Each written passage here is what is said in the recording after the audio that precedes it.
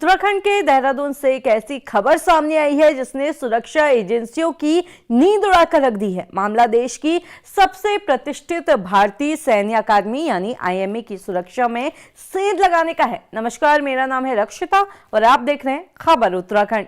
देश के सबसे संवेदनशील सैन्य संस्थानों में से एक इंडियन मिलिट्री एकेडमी देहरादून के पास मुस्लिम बस्ती बसाने की खबर से राज्य भर में हड़कंप मचा हुआ है। एक ऐसी जगह जहां सेना के जाबाज अफसर तैयार होते हैं, उसी के पास कोर्ट के आदेश को ठेंगा दिखाकर एक ऐसी बस्ती बसाई जा रही है जो आने वाले वक्त में उत्तराखंड के लिए खतरे का सबब बन सकती है। दरअसल ये पूरा मामला देहरादून के ग्राम हरियावाला धौलास का है, जहां इंडियन मिलिट्री एकेडमी के पास की करीब 20 एकड़ जमीन को कुछ साल पहले शेखुल हिंद ट्रस्ट ने खरीदा था।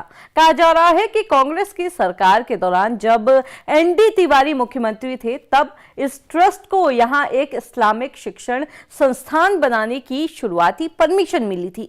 दावा था कि यहां पर एक मदरसा या फिर मुस्लिम यूनिवर्सिटी बनेगी। इसके लिए ये 20 एकड़ की कृषि भूमि खरीदी गई, लेकिन जब सेना को इसकी भनक लगी तो आईएमए ने तुरंत लाल झंडी दिखा दी।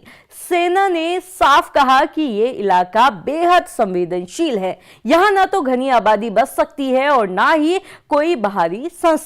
जिसके बाद मामला हाई कोर्ट पहुंचा। साल 2010 में हाई कोर्ट ने इस मामले की सुनवाई की और इस दौरान कहा कि इस जमीन का लैंड यूज नहीं बदला जाएगा, यानी यहां पर खेती हो सकती है लेकिन पक्का निर्माण नहीं हो सकता। कोर्ट ने यहां तक कहा कि अगर जमीन बिकी भी तो वो कृषि भूमि ही रहेगी और बिक्री से मिलने वाला पैसा भी सामाजिक कार्यों में ही इस्तेमाल किया जाएगा। पर इसके बावजूद कोर्ट के आदेश को ताक पर रखकर ट्रस्ट ने देहरादून के रईस अहमद नाम के एक शख्स को पावर ऑफ अटॉर्नी थमा दी। और फिर क्या था, खेती की जमीन पर रातों रात सड़कें बिछ गई, बिजली के खंभे गड़ गए और प्लॉटिंग शुरू हो गई।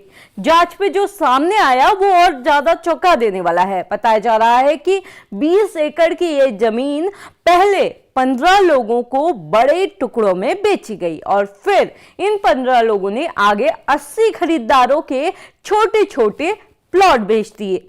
और मामले की गंभीरता को देखते हुए अब उत्तराखंड के मुख्यमंत्री पुष्कर सिंह धामी एक्शन मोड में आ गए हैं। उन्होंने सख्त रुख अपनाते हुए इस मामले में कहा कि यह बेहद ही संवेदनशील मामला है।